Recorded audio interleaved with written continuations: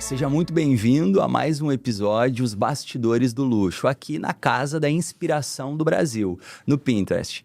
No episódio de hoje eu tenho a alegria, a felicidade de receber uma grande amiga.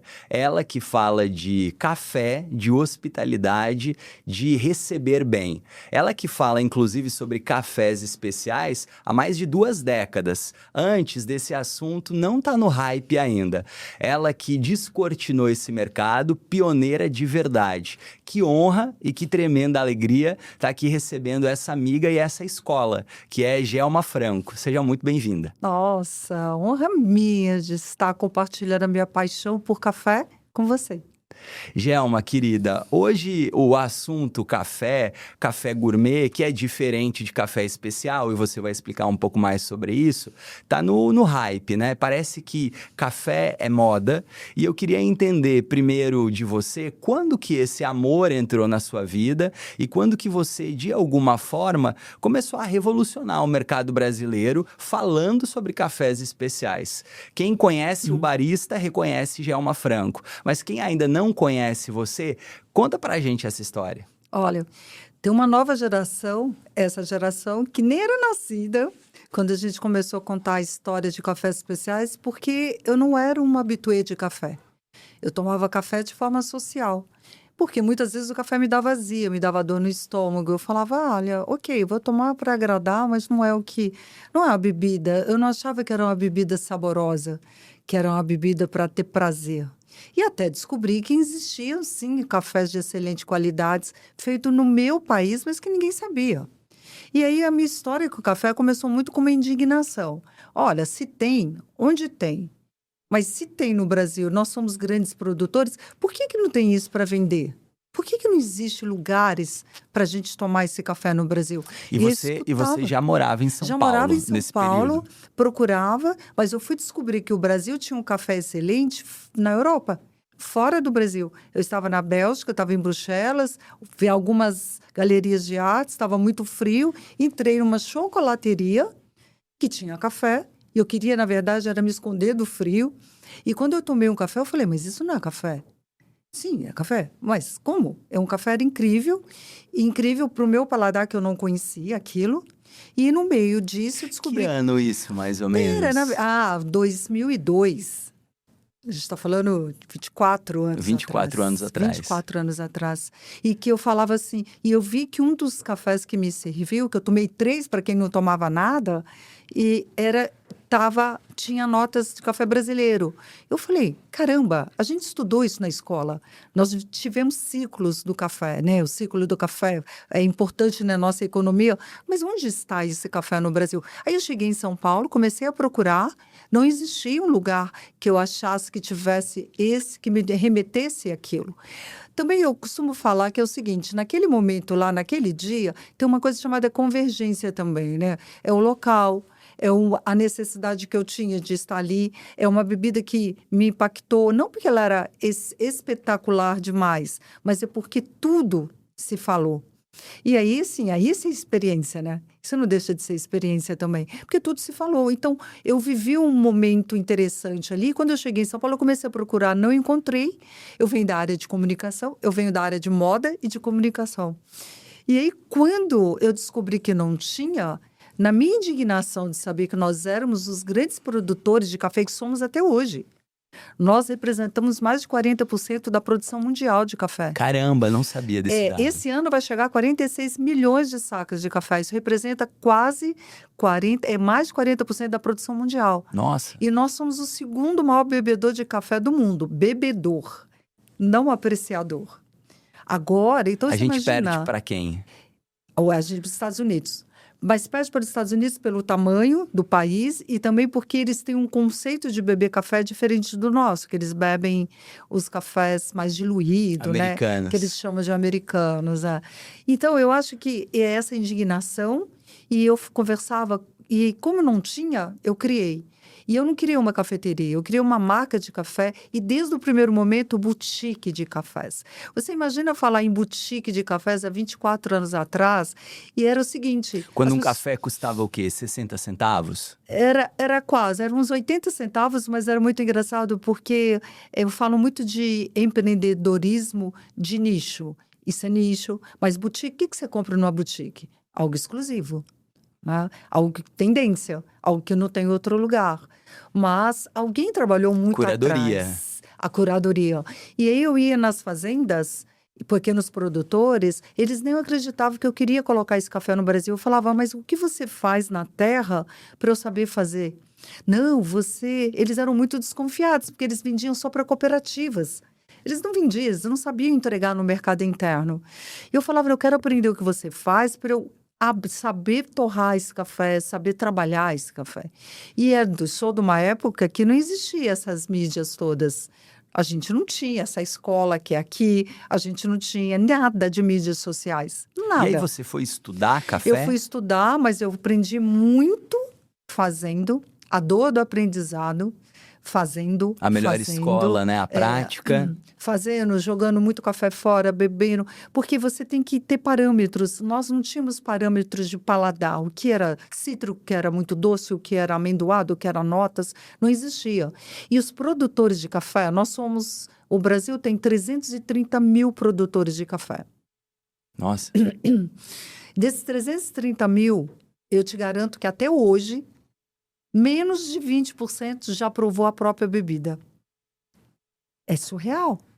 Nossa. Por quê? Porque era só produzir para entregar para a cooperativa. Era um grão e não era uma bebida. Ou seja, commodity. Então, o que eu fiz? Eu transformei um commodity num produto de valor. Trazendo ele para quê? Para explicar que prepara melhor esse café, não é entregar tudo junto numa boleia de um caminhão, separa os grãos, separa talhões. Tem fazendas hoje que tem talhões, que a gente chama que são ruas no meio de uma plantação. E você coloca o pé na terra, vai visitar a propriedade. Sim, claro, acompanho produção, visito para ver, teve geada esse ano? Teve quantas floradas? Choveu muito. Como vai ser esse café? Como vai ser a próxima safra? Então, assim, eu tenho esse período agora, que é de maio, junho e julho, que a gente chama é o meu período Coffee Hunter, que eu vou para as fazendas. Nossa, que bacana. Vários produtores de café, pequenos produtores, grandes produtores, médios, mas que eu vou acompanhar o que está sendo feito lá. Estados diferentes? Também eu participo muito de concursos de café, ou seja, eu aprendi muito em loco. Mas digo, as fazendas que você visita e compra... Estado, São Paulo, Minas, norte do Paraná, Chapada Diamantina. Caramba, muito plural. O Brasil, a gente tem miombas e terroirs muito diferentes. A gente consegue fazer, assim... Eu falo que a gente tem micro-Brasis, a gente tem micro-países. Por quê? Porque tem altitudes diferentes, tem clima diferente. E café gosta do frio, mas não gosta da geada. Café gosta de frio, mas não gosta da geada. Ele gosta, dependendo do período, de grandes amplitudes térmicas. Durante o dia 25, 26, à noite 12, 14. E até como é um vinho. E é muito interessante, porque quando você fala em boutique, você precisa mostrar que é exclusivo. Como fazer isso? Era muito desafiador. Como fazer isso há 24 anos atrás, há 23 anos atrás, que as pessoas não sabiam nem como beber o café, muito menos que era exclusivo, ou que era diferente. Eu costumo Tem uma falar. ignorância, né? Café é café. Era se só dizia. isso. Também, vocês ir até a mesa, eu falo que a hospitalidade me ajudou muito. Café, para mim, você tem que gostar de servir. E servir é um dom. Se a pessoa não gosta de servir, você pode até não gostar de café, eu te ensino a gostar de café. Mas se você não gosta de servir, se você não gosta de pessoas, não gosta de hospitalidade, não vai trabalhar num lugar de A e B. Né, que trabalha com a experiência. Então, desde o primeiro momento, eu já trazia tendências. Um dos meus primeiros cafés era um café orgânico, há 24 anos atrás. As pessoas nem sabiam. O que é orgânico? É um conceito? Não, é uma forma diferente de tratar o cultivo. A terra não leva isso, não leva aquilo, esse café fica... sei. As pessoas não conseguiam ainda absorver. Mas construindo uma cultura. Eu ajudei a construir a cultura de cafés especiais no Brasil, ajudando a fazer campeonatos, glamorizando a profissão. Eu fiz o primeiro campeonato de barista do Brasil. Que ano, Gelma? 2003. Caramba! 2003. Olha só, eu vou fazer um parênteses. Gosto muito quando você diz ajudei a construir uma cultura, porque é verdade. Sim.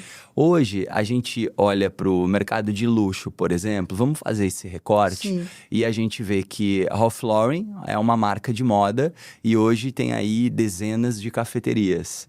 Mais recentemente, a Louis Vuitton abriu um departamento de hospitalidade para vender chocolates e cafés. E aí você vai para um mercado que, de uma forma óbvia, não teria nada a ver com café, que vamos falar sobre bancos, né? Sim, também. Você vê o Banco Inter, no Ibirapuera, abriu uma cafeteria. Ultravioleta, né, o Nubank, que de alguma forma dizia que a experiência agora ia ser só na palma da mão, curiosamente abriu uma cafeteria. E eu queria ouvir de você, não sei se é uma crítica, uma constatação, mas será que todo mundo abrindo café não banaliza o café? E segundo, aí uma provocação, uma resposta de milhões. Se Gelma Franco fosse contratada para abrir uma cafeteria para uma marca, o que você faria de diferente, já que de alguma forma parece que está todo mundo fazendo muito parecido? Gostei dessa pergunta, muito boa. Vamos lá. Eu acho inteligente as marcas investirem no café, porque é um ponto de contato com a nova geração, com esse novo cliente, com o seu cliente. Sabe, é um ponto de contato, é o acesso, tá? Ao mesmo tempo, é também hospitalidade. É uma forma de deixar mais marcado a marca mesmo, o brand. Então, eu entendo como brand no total. Eu vejo o banco vendo isso também. Mas eu vou dizer para você, acho interessante o banco fazer. Ele entende também que é uma forma de atrair esse novo cliente, esse novo consumidor também, e está presente na vida dele do cotidiano, né? Porque o café está na vida de todo brasileiro e o mundo inteiro. E Ralph Lauren já faz isso há muitos anos. Eu frequentei uma cafeteria de Ralph Lauren na Columbus Circle, em Nova York. A gente está falando de mais de 20 anos atrás. Só tinha aquela. Mas entendeu que aquilo podia ser algo conceitual. E hoje... Armani também, há mais de 2 décadas, né? Sim, Armani. Armani já teve restaurante, Armani Café Bistrô Armani, que era um restaurante. Eu entendo dessa forma. É inteligente fazer. É mais um ponto de contato. Agora, quando todo mundo está fazendo a mesma coisa, vira uma coisa meio comum, né? Ai, que legal, tem um café, ok. Tá, mas peraí, quem está por trás? Então... Agora eu vou dizer para você na sua provocação, e coincidentemente, é um spoiler, eu estou desenvolvendo um café para uma marca premium internacional. Novidades, pessoal, novidades. Só não vou dar o nome agora, mas em agosto, agora na sequência, todo mundo vai ficar sabendo, que existe uma coisa chamada muito maior do que simplesmente abrir uma cafeteria. Eu escolhi o produtor, a varietal, o blend, a gente está fazendo todos os testes sensoriais. Por quê? Porque eu fui até a sede da marca, fui entender como eles vivem, quem é o público no geral, o que eles querem com isso. Então, eu estou desenvolvendo um café muito autoral, com perfil exclusivo, um perfil só para o expresso, um perfil só para o filtrado. Estratégia e inteligência. Exatamente. Por quê? Porque na hora que a pessoa tomar esse café, você vai tomar esse café, você está bebendo a marca numa xícara. É isso que eu quero. E é isso que eu falei para eles. Vocês estão me convidando para um projeto que é um projeto interessante, desafiador, mas eu quero que o teu cliente, exatamente, ele identifique vocês na hora que ele estiver bebendo esse café. E é isso que eu estou buscando fazer, e é sensacional. Então, é trazer algo autoral, mas que tenha uma assinatura por trás. Não é o dinheiro. Tem coisas que o dinheiro compra, tem coisas que não compra. Então, é o bom gosto, a sensibilidade. A curadoria do saber fazer. É o storytelling, mas é muito mais do que essa palavra comercial, mas é a história mesmo de algo que foi produzido para aquela pessoa, para aquela marca. Gelma, você falou no começo do papo sobre gostar de servir, né? E a gente é amigo, e eu também, você sabe, sou um apaixonado por Il Barista, sou cliente, e seguidamente eu falo isso a você, que todas as vezes que eu vou a uma unidade, a um café do Il Barista, eu fico realmente muito surpreendido com a qualidade e a competência do time que vocês fazem o treinamento, que contratam, Sim. porque muito mais do que eu pedir um café, todas as vezes que eu chego, eu tenho uma aula, né? Esse café é mais frutado, é menos frutado, ele vem de uma fazenda que fica na Bahia. Teve uma vez até que eu terminei a experiência e ele me disse: Lucas, você gostou do café? Gostei. Veja, se você quiser conhecer mais do café, eu quero presentear você com um workshop na nossa casa de cafés especiais.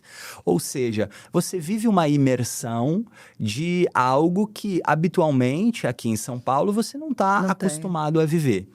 E aí a gente fala sobre servir, porque o luxo, ele está em vários pontos de contato. A arquitetura pode ser incrível, o produto pode ser formidável, mas se você não tem alguém que tenha a sensibilidade de tratar você bem, você coloca por terra tudo aquilo que foi investido.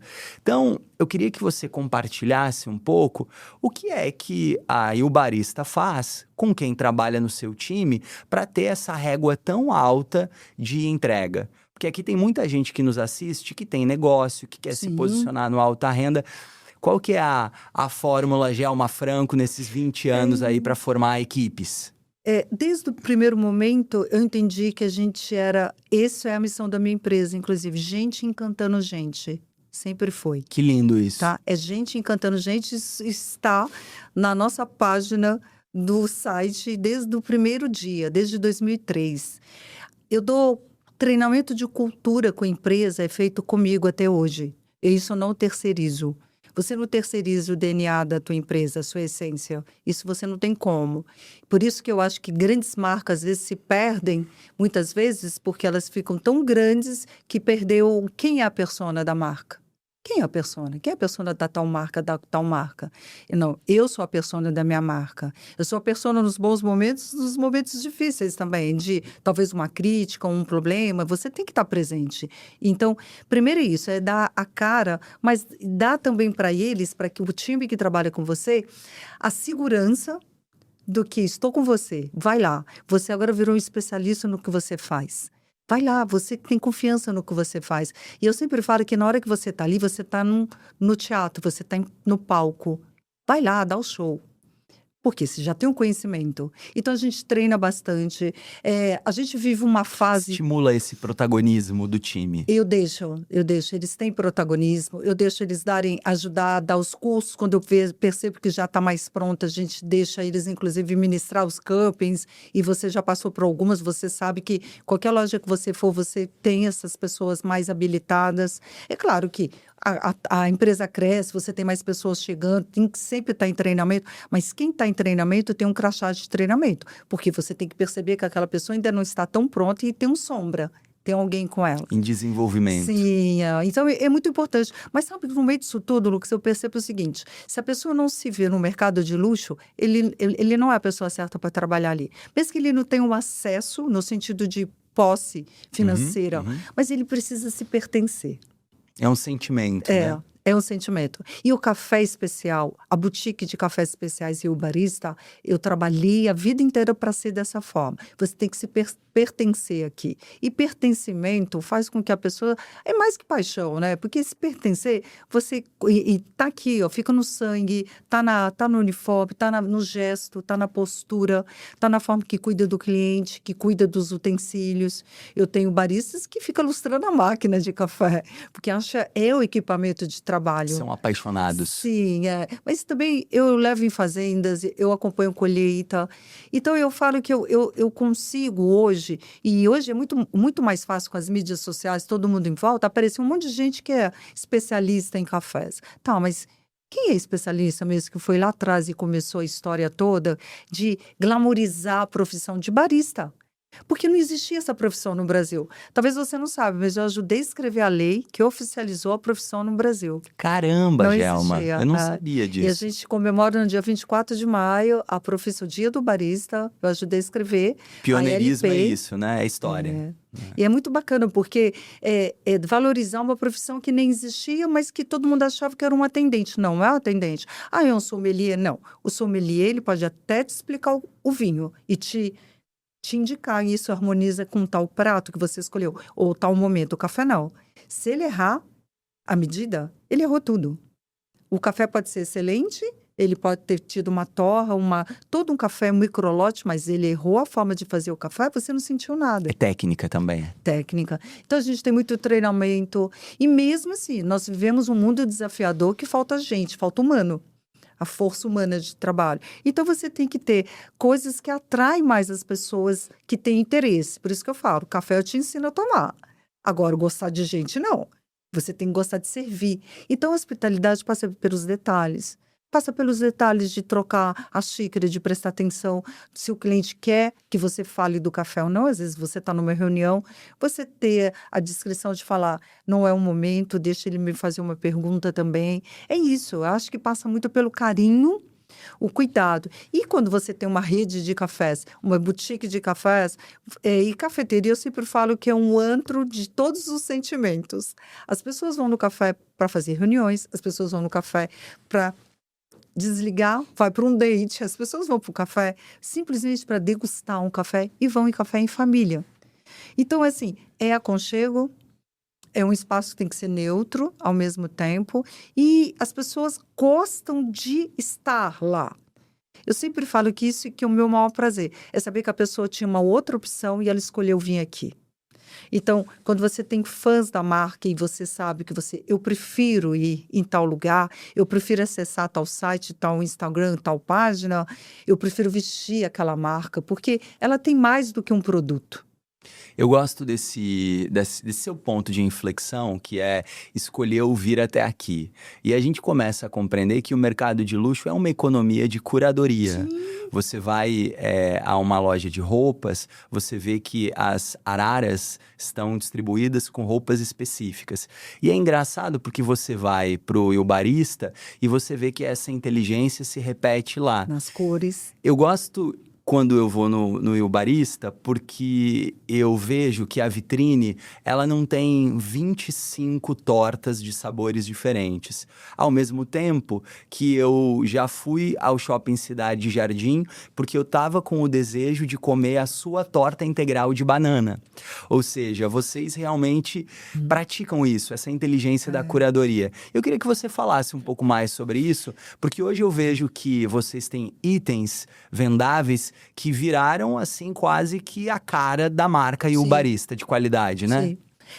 E você tem que ir acompanhando também o paladar. Esse seu cliente que é fã de tal produto, e depois a gente sempre tenta introduzir coisas novas, até para ir acompanhando tendência, para ver o que funciona, o que não funciona. Mas o seu bolo de milho é o seu bolo de milho, não é verdade? Imbatível. O bolo de milho, a torta integral de banana, mas assim, são itens que harmonizam muito bem com os nossos cafés. A torta também de doce de leite crocante, que ela harmoniza muito bem. Assim, a gente tem uma gama de mais de 10 tipos de cafés. E é muito legal. Você imagina que o pacote de café, antes, um saquinho, era só marrom e preto, tá? O Brasil inteiro era um pacote que eles chamam de almofada, é um pacote comum que as pessoas compravam porque era na cesta básica. Ninguém comprava café para dar de presente. Commodity mesmo. Total. Eu trouxe, imagina, a gente tem cafés, eu tenho uma cartela de cores de café. Eu tenho laranja, tenho verde, tenho roxo, tenho rosa, tenho bege, tenho tifre, tem várias cores na nossa carta de blends de cafés, que a pessoa, e cada grão tem um perfil sensorial que combina com aquela cor. Eu pensei nisso. O Ópera é o nosso café mais intenso, é um café que me lembra muito o Ópera. Inclusive, você tem uma linguagem Sim, total. que bebe aí Total. da inteligência da música. Sim, tem a ver com a música, tem a ver com a cor. Por exemplo, o Soul é um café muito mineral. Muitas vezes o cliente compra o café pela cor. Ele é atraído pela cor. Depois que ele vai ler o descritivo sensorial, é incrível. O Sol é um café que é assim, ele é laranja, ele é bonito. Então, as pessoas pagam, depois que ela vai ler, ela compra o pacote. E mais do que legal, é muito gratificante ver as pessoas comprando os meus cafés para dar de presente, para presentear alguém, para ir para outro país, para chegar num restaurante, numa casa de alguém, com uma caixa de café do Ilha Barista e sabendo contar a história. Já me aconteceu eu presenciar, às vezes eu estava num jantar como convidada, a anfitriã, chegou uma pessoa para a anfitriã e falou, olha, eu trouxe um café sensacional de presente que vale mais que um vinho. E eu estava sentada lá escutando isso, e a pessoa falou, vocês combinaram? Não, a gente nem se conhece. Não, ela é a dona. E é sensacional. Então, eu acredito assim... Isso é valor, né? É muito valor, assim, ainda é muito nicho, tá? Tá hype, tá todo mundo querendo falar de cafés especiais, aí vamos sair por aí numa cafeteria. Que bom que o paladar está se abrindo, que bom que estamos, essa nova geração que já chega mais aberta para novos produtos, porque tem acesso, está disposto a experimentar e está curioso para experimentar. Que ótimo. E também é legal, porque a troca fica boa. Porque quando chega, ele pelo menos já leu. Às vezes ele não sabe na prática, mas já leu sobre algo. Ah, mas esse café é assim? Ah, como é que foi? É um processamento? Ah, isso aqui passou por uma fermentação. Nunca bebeu. Mas ele já sabe que tem um processo diferente. E tem muito mais cuidado. E isso forçou os produtores também a melhorar o pós-colheita. Como vai envasar, como vai ensacar. Então, eu falo que eu sou muito privilegiado porque eu tenho fãs que são os meus fornecedores que são super fãs, que vêm famílias para me ver. Isso é lindo, né? Assim, eu me sinto privilegiado, porque vem família. Ai, a gente não marcou, mas eu estava em São Paulo, eu vim trazer minha família para te conhecer. Fornecedor que tem prazer de produzir para você. Isso é bom. É porque é questão do respeito e que ele entende que isso para ele agrega também. Gelma, eu vejo que todos os movimentos que hoje vocês executam, eles têm muita coerência, né? Principalmente os lugares onde vocês escolhem para estar. Sim. Né? Eu acredito que hoje você poderia ter 30, 50 cafeterias ou mais, mas você tem essa economia da curadoria. Sim. Você olha para um lugar e você já pensa, aqui faz sentido, aqui não faz sentido. E aqui não faz sentido, eu já recusei muito. Como é que você faz esse trabalho hoje, de entendimento? Eu já errei, tá? A gente erra também, né? Eu não tenho um grande de staff por trás fazendo isso tudo. É muito mais caseiro, né? Muito mais do feeling. Mas, assim, é a questão de onde você quer estar. Então, se eu quero estar lá como consumidora, então me interessa. Ah, legal. Gosto muito dessa inteligência. É isso. Eu me vejo lá, eu faço parte. Então, assim, e outra coisa também, eu nunca quis ser vários lugares como Caça-Níqueis, eu sempre quis ser desejado como marca. Uhum. Então, Ilha Barista nunca vai ser 500 lojas, 100 lojas, 200. Posso abrir. A sua lógica não é de massificação. Não é. Esse produto não é. Ele não é. Eu posso criar outros. Eu tenho expertise para fazer outras marcas que sejam mais populares ou que eu possa trazer isso como uma expansão. Mas o Ilha Barista tem essa coisa de ser boutique. E boutique você não tem várias. Você tem que ser, sabe a escassez? Senão não é boutique. Não é boutique, sabe? Tem, mas acabou. É a escassez, é o marketing da escassez, que é um marketing orgânico, natural, não verdadeiro em virtude da produção verdadeiro. também. A gente vê muitas histórias bonitas, mas que não tem um histórico background, não teve. Não, aqui foi criado do zero. Isso faz com que você consiga trazer o seu consumidor mais perto para você ser sempre uma marca memorável. Gelma, fico pensando... São mais de 2 décadas aí mudando o mercado de empreendedorismo.